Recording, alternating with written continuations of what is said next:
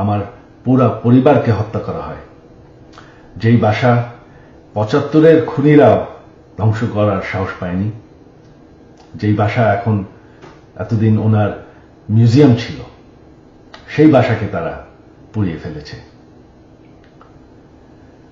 বঙ্গবন্ধু একটি দলীয় বিষয় না, বঙ্গবন্ধু হচ্ছেন জাতির পিতা। বঙ্গবন্ধু না থাকলে আজকে আমরা বাংলাদেশ হতাম না, আজকে আমরা পাকিস্তান হয়ে থাকতাম।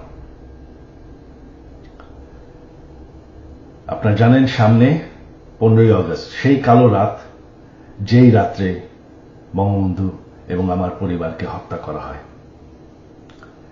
আমার আহ্বান বাঙালি জাতির কাছে যে আপনারা যদি স্বাধীনতার চেতনায় বিশ্বাস করেন, আপনারা যদি বাংলাদেশকে ভালোবাসেন, আর